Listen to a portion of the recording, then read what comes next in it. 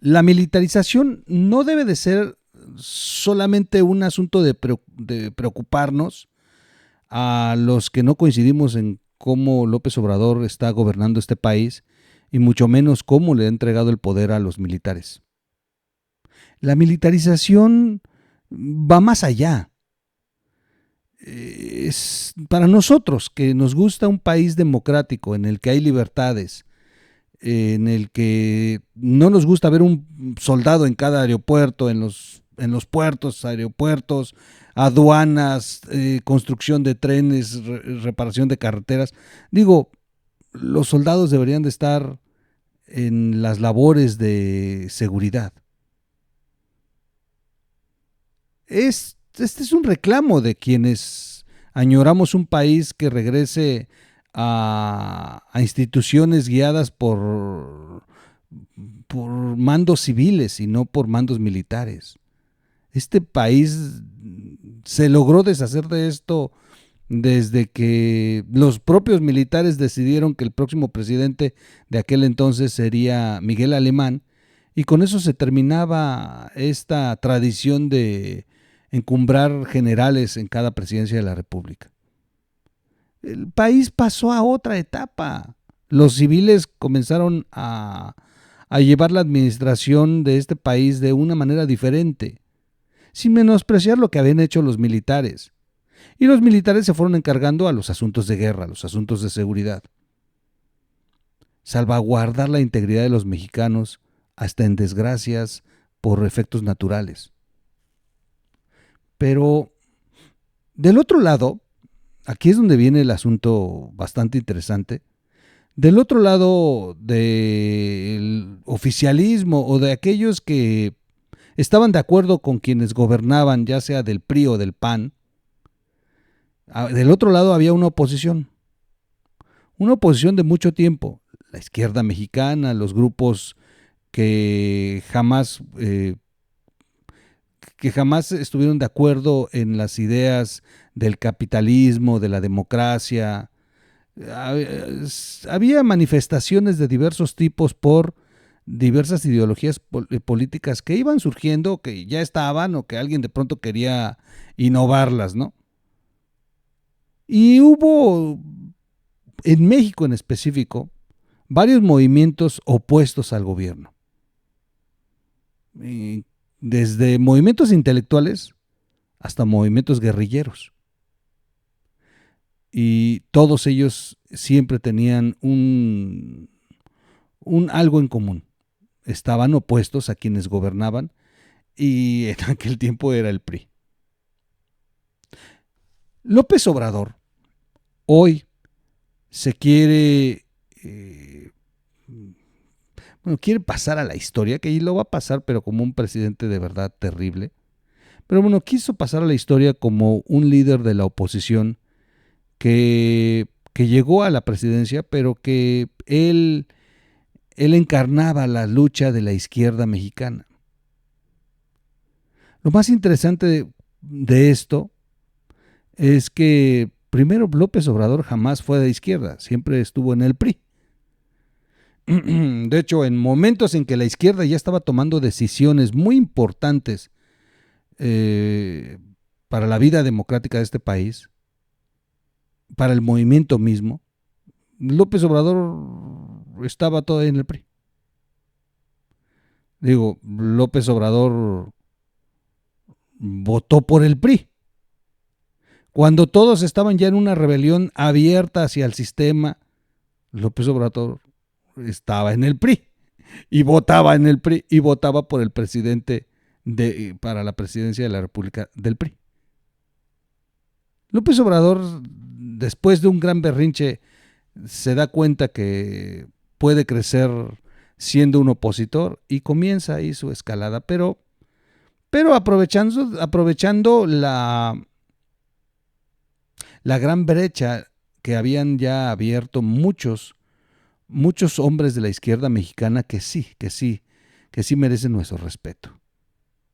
Y López Obrador se fue a hacer camino en donde ya había camino.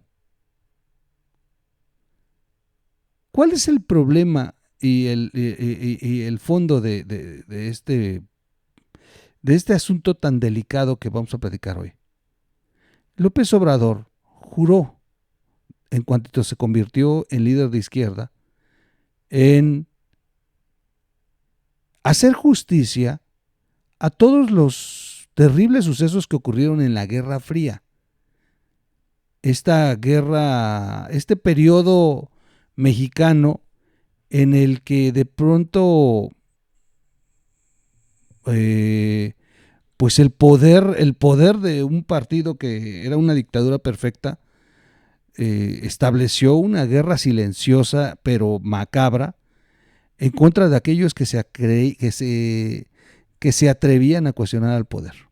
Hoy la conocemos como la Guerra Sucia, un pasaje de la historia que López Obrador en su momento juró que haría justicia de la misma. Y siempre tomó de bandera la Guerra Sucia para unificar a la izquierda mexicana y que le permitieran a él llegar al poder para entonces abrir los expedientes, comenzar a perseguir a los culpables de esta guerra sucia y hacerle justicia a miles de opositores al gobierno que fueron muertos, asesinados, desaparecidos, bueno, como se pueda asentar en cada registro encontrado en los archivos de Lecumberri. Y lo que quedó. López Obrador traicionó, como una vez más, a esta izquierda mexicana. Y la traicionó de dos maneras. Uno, olvidándose por completo de hacer justicia a la guerra sucia, de perseguir a estos autores de estos momentos tan terribles mexicanos. Y no solamente eso, en el periodo de López Obrador es cuando han desaparecido los expedientes de la guerra sucia.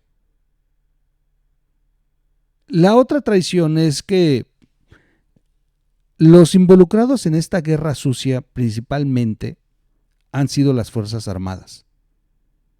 Y entonces no puedes entender, desde la izquierda mexicana, no puedes entender cómo es que López Obrador les ha entregado el poder a aquellos que cometieron todas estos terribles actos durante la guerra sucia.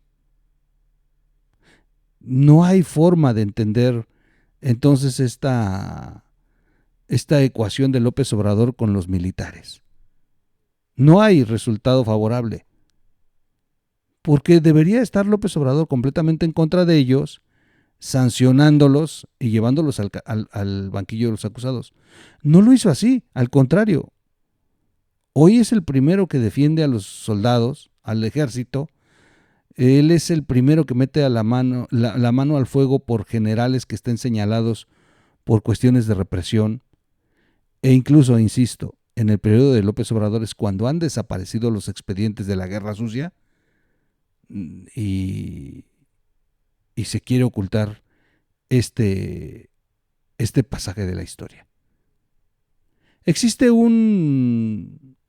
Dentro de las investigaciones de la guerra sucia existe un pasaje terrible. Nos va a tomar varios videos. Hoy voy a darles la primera parte y lo iré mezclando entre lo que está ocurriendo de la vida política de este país con las campañas que se están dando, pero retomaremos en varios capítulos este tema. Quiero hablarles de este pasaje en la guerra sucia en el que las Fuerzas Armadas, esas que hoy López Obrador tiene como socias, las Fuerzas Armadas en un tiempo en que hubo una oposición hasta de guerrilla, detuvieron a todo aquel que se sospechara de culpable, lo subían a un avión y lo arrojaban al mar, vivo. Al mar abierto, sujeto de las manos, los pies, sin posibilidad inclusive de que tuviera supervivencia, para que se lo comiera el mar o los animales que en el mar habitan. un terrible acto tan criminal que además está con registros de lo que ocurría. Vamos con esta primera parte, insisto, es un tema largo y no nos va a dar tiempo en un solo video, pero vamos a empezar a platicar sobre estos vuelos macabros, estos vuelos que le han titulado los vuelos de la muerte. Una investigación especial de varios periodistas que forman parte de la fábrica del periodismo. Es en específico de Jacinto Rodríguez Munguía y de José Reveles, un periodista con mucha experiencia en el crimen organizado. Se publica en varios medios, la publicaron varios medios de comunicación, Proceso, Aristegui y otros medios asociados. Es fuerte y hoy vamos a poder ver que hizo más Vicente Fox, pese a los terribles últimos tiempos en que Vicente Fox agarra el Twitter, pero a pesar de eso hizo más Vicente Fox por hacer justicia de la guerra sucia que el propio López Obrador, quien tenía esa encomienda. Regreso de inmediato y comenzamos con la primera parte, los vuelos de la muerte.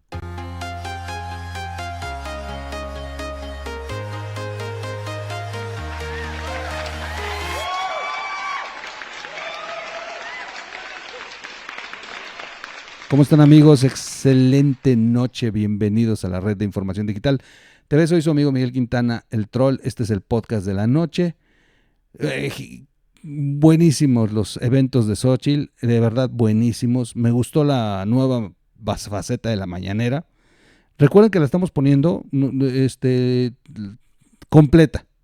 En este canal la puede encontrar usted completa, desde Aguascalientes. Y luego el acto que estuvo en Irapuato por la tarde. Wow. Bueno, apenas hace unos momentos que terminó. Ya nos están enviando el material. Digo, quise poner algo, apenas nos está cayendo.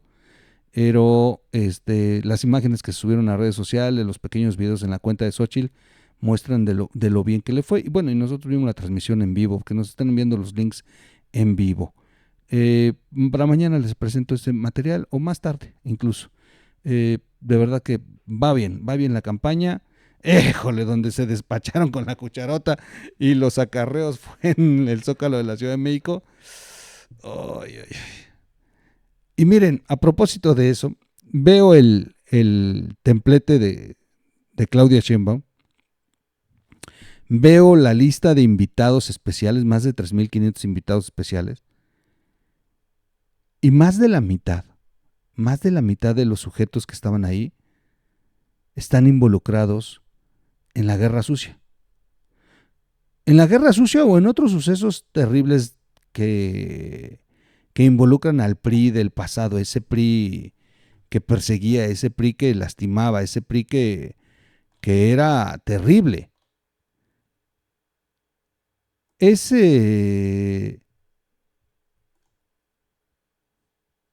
verdad es vergonzoso ver a Claudia Sheinbaum que estén todos ellos como en un ritual satánico, adorándola como la vaca sagrada. Esa sería la chiva sagrada, ¿no? Y que todos por mantener los privilegios de un poder que tiene mucho tiempo arraigado en el palacio, hoy de color guinda, con las siglas de Morena, y antes tricolor, con las siglas del PRI. Un PRI que decidió transformarse en un nuevo partido, pero que se llevó a toda la basura histórica que ha hecho tanto daño al país. De verdad veía los rostros de quienes estaban en ese templete y en ese evento de Claudia Sheinbaum y pude identificar a muchos que le han hecho mucho daño a México. Y hay antecedentes que no pueden pasar por alto, como de la historia sobre los vuelos de la muerte. Bienvenidos, vamos a platicar. El secretario de la Defensa, fíjense bien, de la Defensa Nacional, sí, la Sedena, esta a la que López Obrador le tiene una veladora, autorizó la operación de Estado para asesinar a cientos de guerrilleros y opositores y luego arrojarlos al mar, algunos de ellos incluso vivos. Una investigación bastante fuerte que les debía. Fíjense bien, hace 20 años, por órdenes de Vicente Fox. Vicente Fox es el presidente que de pronto les da por criticar a los de oposición. Bueno, Vicente Fox, hace 20 años, dio la orden como presidente, le dio la orden al ejército mexicano para que comenzara una investigación sobre los crímenes cometidos por el Estado de aquel entonces durante los años de la Guerra Sucia.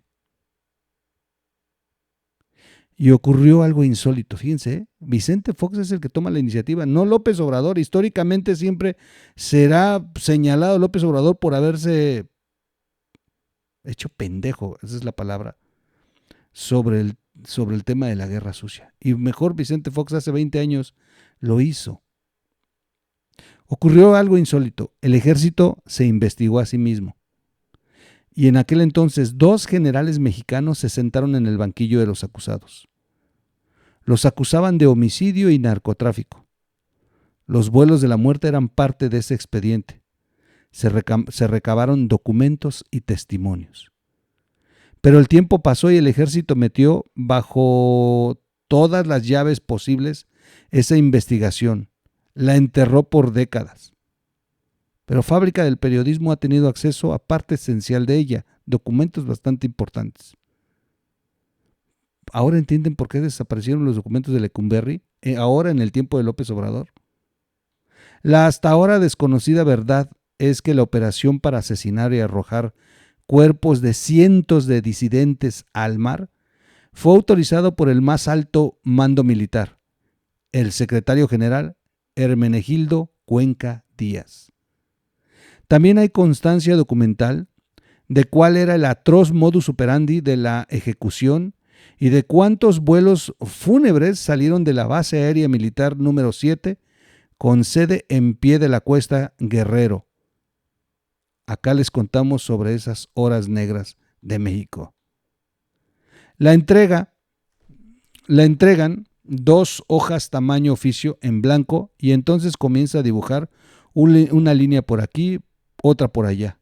Escribe algunas palabras. Es Margarito Monroy Candía. Tiene ya 67 años, pero las décadas que han transcurrido desde que ocurrieron los hechos sobre los que preguntan no han tenido demasiado impacto en su memoria.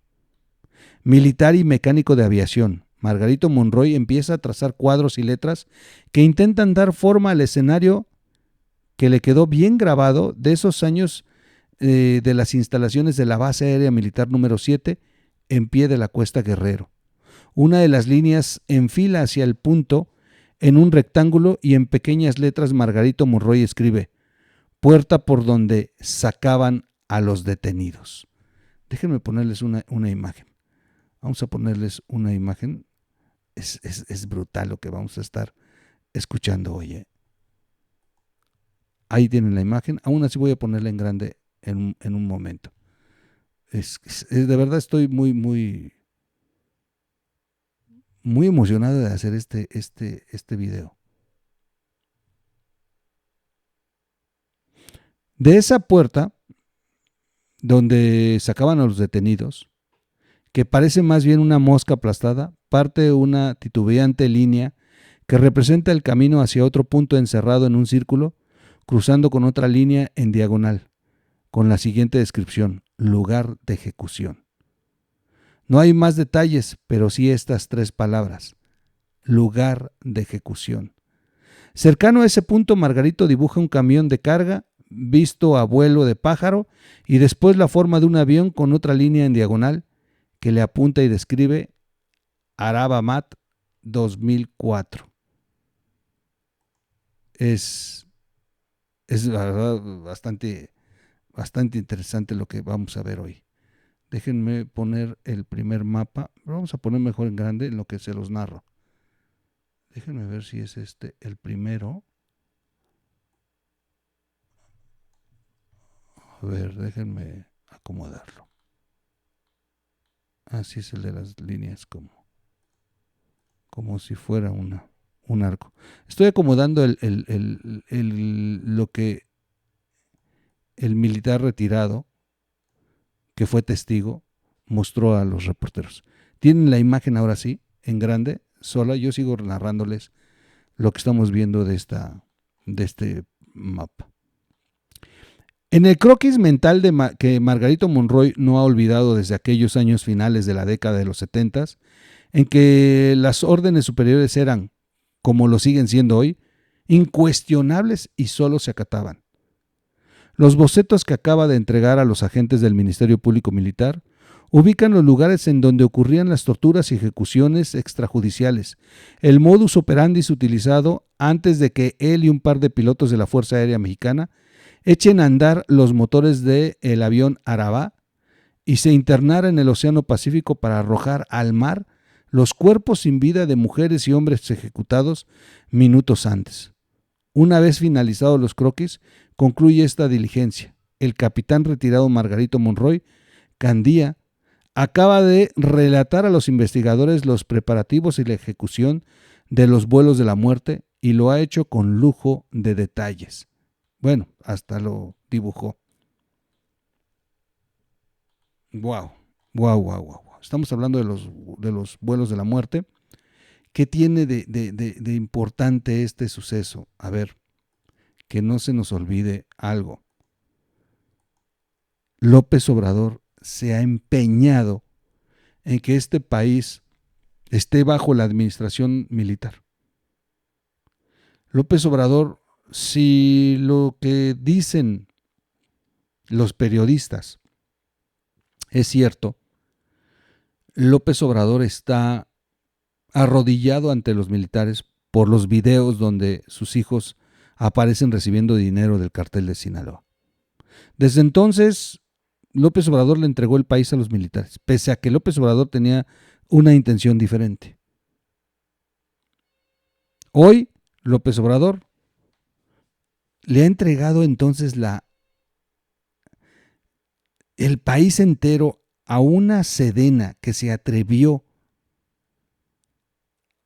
a matar y desaparecer y arrojar al mar a aquellos que se oponían al gobierno. Y es aquí donde viene lo preocupante, porque los militares al final de cuentas en este sexenio han adquirido más poder, yo creo que incluso del que tuvieron cuando hicieron estos actos. ¿A qué nos estamos arriesgando? A que López Obrador pues un día nomás haga así, se va y se acabó y nos deja a una nación en manos de los militares que se han atrevido a hacer este tipo de crímenes. Es muy fuerte, muy, muy fuerte.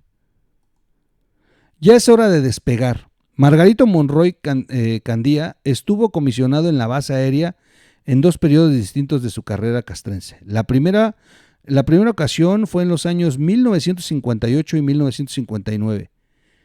Pasó mucho tiempo antes de que regresara comisionado a Guerrero, hacia final de 1974, cuando la estrategia contrainsurgente del Estado mexicano ingresó en su etapa más cruenta. Recuerden que la idea era desmantelar los movimientos del PROCUP, del ejército insurgente que había surgido allá en Guerrero y que había puesto de cabeza al gobierno en aquel entonces. Lucio Cabañas sin duda se había convertido en un referente de la rebelión armada y preocupaba al Estado, preocupaba incluso al propio Estados Unidos que tuvieran un movimiento tan fuerte y un líder natural en la sierra que pudiera desestabilizar más no solamente a México, sino también comenzar a afectar los intereses de Estados Unidos. El gobierno se lanzó con todo para aplastar a Lucio Cabañas y cualquier otro movimiento insurgente que se diera en la Sierra de Guerrero. Monroy Candía atestiguó uno de los periodos más oscuros de la ofensiva del gobierno federal en contra de movimientos políticos disidentes y de organizaciones armadas, al entonces presidente Luis Echeverría Álvarez y a su secretario de la Defensa Nacional, el general Hermenegildo Cuenca Díaz. Les movía una misión: defender nuestra democracia de cualquier agresión interior. Los fantasmas del comunismo rondaban en sus mentes. Por eso, por ser un testigo privilegiado de lo que ocurrió en la base aérea, el mecánico acudió a responder a las preguntas de los ministerios públicos. Era el 20 de junio del 2021 y de manera insólita, un año antes había comenzado una investigación para esclarecer los crímenes cometidos por el alto mando militar encargado de acabar con los grupos guerrilleros que había surgido en el país luego de la matanza estudiantil de 1968. Es Vicente Fox quien empieza esta labor. De entrada, el mecánico, quien se encontraba adscrito a la base aérea de Santa Lucía, en el Estado de México, contó que desde un principio les informaron claramente cuáles serían las tareas que realizarían a partir de septiembre de 1974, cuando fue comisionado a la base aérea del Piedecuesta. Literal, abro comillas: el trabajo de nosotros era transportar a los guerrilleros que detenían y que mataba el personal a cargo del general Quirós, para ser tirados luego en el mar. Y aunque en el papel la autoridad de la base aérea recaía en el comandante de la misma y en el comandante de la zona militar, quienes en realidad hacían y deshacían eran los generales Francisco Quirós Hermosillo y Arturo Acosta Chaparro. Recordemos este nombre, Arturo Acosta Chaparro.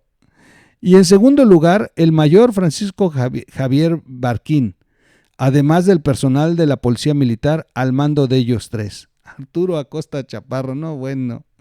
Ay, López Obrador.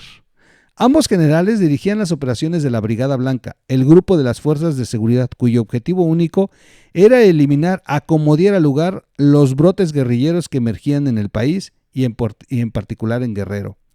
Margarito Monroy tenía el grado de subteniente en ese momento y era parte de una tripulación compuesta por el piloto capitán David González Gómez y el copiloto teniente Jorge Violante Fonseca. Los tres pertenecían al escuadrón aéreo 308, con sede en Santa Lucía del Camino, en el aeropuerto de Santa Lucía, y tenían la responsabilidad de volar un avión marca Araba con matrícula 204 fabricado en Israel, país al cual se le acababan de comprar varias unidades. A principios de septiembre de 1974, Margarito Monroy y los pilotos fueron informados el mismo día que su misión estaba por comenzar. Era una ocasión especial. Por ser el primer vuelo, estaban presentes ambos generales, además de un subteniente y otro elemento del ejército. Era el 6 de septiembre de 1974, según las bitácoras de los vuelos en poder de Fábrica de Periodismo, casi al amanecer entre las 6 y las 6:50 de la mañana. Uy, espérenme, déjenme buscar un poquito las bitácoras, para que lo tengamos en la pantalla. Déjenme poner bitácoras. Es impresionante lo que estamos hoy de lo que estamos platicando hoy. Es de verdad impresionante. Ahí están las bitácoras en pantalla, porque luego no digan, tú puro chisme, no tienes nada más hablas de nuestro presidente. Bueno, ahí están las bitácoras. Déjenme buscar una más. Ok, aquí la vamos a poner. Sigo narrando. Bueno, 6 de septiembre de 1974, entre las 6:50 de la mañana, tomaban café, según el relato del mecánico, a los fiscales militares, hasta que el general Quirós Hermosillo dijo: bueno, creo que ya es hora de despegar. No nos vaya a agarrar el día. Mientras alistaba la nave para realizar el primer vuelo, explicó Margarito, escuchó un disparo y se sorprendió. En un principio me espanté, pero después reaccioné y como me encontraba sobre una escalera preparando el avión, me asomé por encima y vi que a unos 30 o 40 metros a unas personas tenían sentado a un individuo y después se acercó a alguien por detrás y le disparó en la nuca. Seguramente lo retiraron mientras otro lavaba. Otra persona hacía lo mismo, lo sentaba y le disparaban en la nuca. Las ejecuciones tenían un ritmo, no eran dejadas al azar. Una ejecución tras otra y luego otra y así hasta que se acababan las personas detenidas. Los disparos ocurrían con el intervalo en que quitaban a la persona que mataban y mientras lavaban a otra para hacerle lo mismo. El lugar estaba al aire libre y en las siguientes ejecuciones hasta las balas zumbaban cuando salían por la parte de la cara de los ejecutados y se iban con rumbo al mar. El avión estaba por despegar. En el piso del avión iban unas 8 personas muertas, vestidas de civil. Eran gente humilde, gente de pueblo. Todos estaban llenos de sangre en la cabeza. El mecánico no sabía en ese momento si eran las personas que minutos antes habían ejecutado. Se sorprendió e intentó decir algo, pero el capitán lo atajó. Este va a ser nuestro trabajo. Margarito, según lo que contó en el interrogatorio, estaba nervioso por lo que acababa de suceder. Estaban presentes los generales Acosta Chaparro y Quirós Hermosillo, así como 2 elementos más, todos vestidos de civil, y cuando el primero se dio cuenta de que el mecánico se mostraba inconforme y que por los nervios iba fumando bastante, le dijo molesto: ¿Cómo es usted cobarde? Me tocó darme cuenta en la primera ocasión cuando el general Quirós Hermosillo disparó a varias personas, él personalmente. Me acuerdo bien porque mi general vestía una playera blanca y ya después de las ejecuciones lo veía con la camiseta manchada de sangre. Por eso yo le puse el verdugo y a la pistola que usaba para matar a la gente, una Uzi 9 milímetros, le puse la espada vengadora, que hasta donde hasta donde se sabe las habían traído desde el país de Israel con las aeronaves. Uy, uy, uy, uy, uy, uy, uy, uy. Fuertes relatos que nos muestra una Sedena real. Ejecuciones sin ningún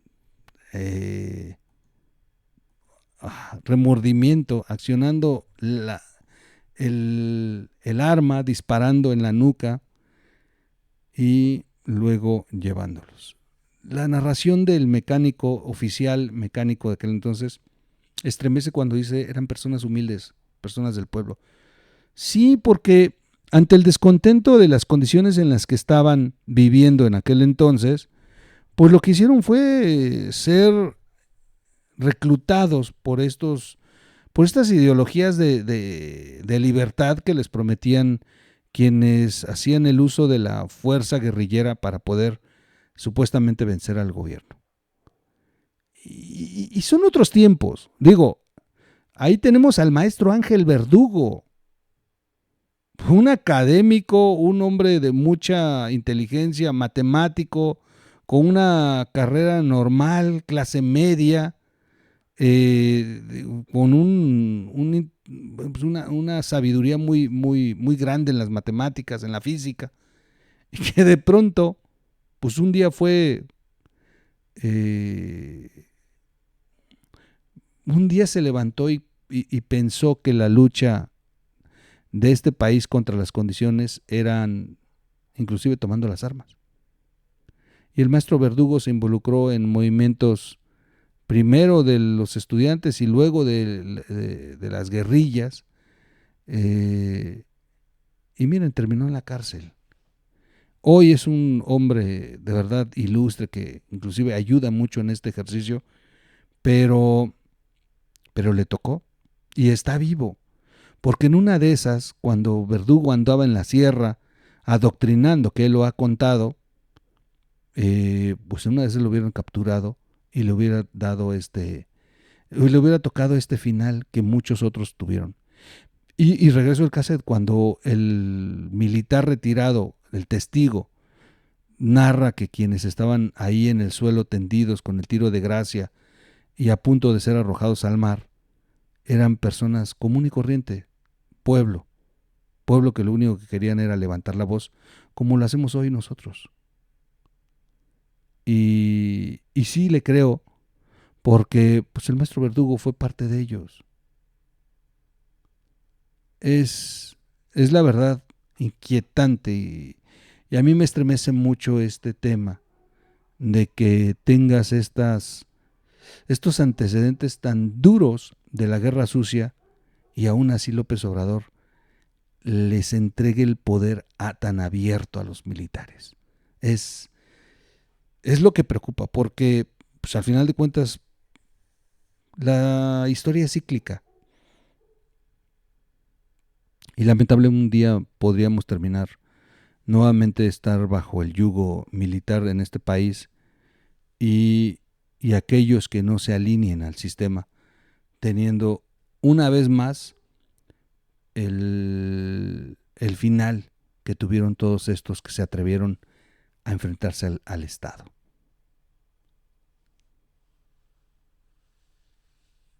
Finalmente, voy a terminar este primer capítulo recordándoles que de todo esto que estamos leyendo y los documentos que existen, es gracias a que Vicente Fox hizo una promesa de campaña y cuando llegó al poder, lo primero que hizo fue dar la orden. Lo interesante, y aquí viene un asunto que podría ser la solución a una pregunta que nos hemos hecho. ¿Los militares hasta dónde obedecen o hasta dónde están dispuestos? Y bueno, pues parece mentira, pero le obedecieron al presidente. Le obedecieron al presidente abriendo la investigación, llevando inclusive a 2 acusados al banquillo, pero al mismo tiempo la misma Sedena se protegió. Hay que poner muy subrayado el hecho de que Vicente Fox, un presidente emanado de un partido conservador, que es el PAN, un presidente que venía con ideas capitalistas, que jamás ha estado de acuerdo con estos movimientos subversivos, pero que de pronto Vicente Fox tenga esta idea de hacer justicia sobre los expedientes de la guerra sucia, se me hace bastante sorprendente, porque pensarías que esto lo debería de hacer un presidente de izquierda, y aquí ocurrió lo contrario. López Obrador ha ignorado estos temas. López Obrador, cuando los militares han salido raspados por asuntos del pasado, como Ayotzinapa, lo que hace el presidente es cubrir a la Sedena, proteger a la Sedena, aunque eso implique faltarle respeto a todos estos que murieron. Y yo sé que muchos de ustedes que me están escuchando no coinciden con los guerrilleros, y más por los excesos que tuvieron y por víctimas de su movimiento, empresarios secuestrados, asesinados, pero al final de cuentas, lo que no se vale es que no se llevaran a la justicia de una manera atendiendo la ley, apegándose al derecho, sino que el Estado se encargó de desarticular estos movimientos, no con el peso de la ley, sino con el uso del poder del Estado, aunque se estuvieran cometiendo los peores delitos de los que se tenga historia en México por parte del ejército mexicano. Vamos a dejarlos aquí porque es muy larga, es muy larga. Voy a regresar con este tema durante estos días, vamos a seguir platicándoles y para alternar también lo de la campaña y para alternar las noticias que se están dando día a día. Yo tomo, a ver, los que quieran seguir leyendo la investigación y seguir profundizando, en donde dice la descripción del video, donde está la descripción del video abajo de esta imagen, abajo hay un letrero que dice el título del video. Si usted le despliega más, ahí va a poder ver el enlace a donde está esta investigación. Y ahí hay documentos y es larguísima y vale la pena leerla. Está como para hacer una película esto. De verdad que sí. Bueno, pues soy su amigo Miguel Quintana, el troll, como siempre. Vamos a seguir tocando estos temas que de pronto nadie quiere tocar porque prefieren lo que deja monetización, pero de estas cosas hay que hablar porque a mí me preocupa mucho el poder que se le ha dado a los militares y que México olvide estos antecedentes de los militares. Suscríbase al canal, dele click a la campanita, comparte el video, comente el video, dele like o dislike y gracias por sus aportaciones. Vamos a seguir en estos temas. Nos vemos en el siguiente podcast. Gracias. Adiós.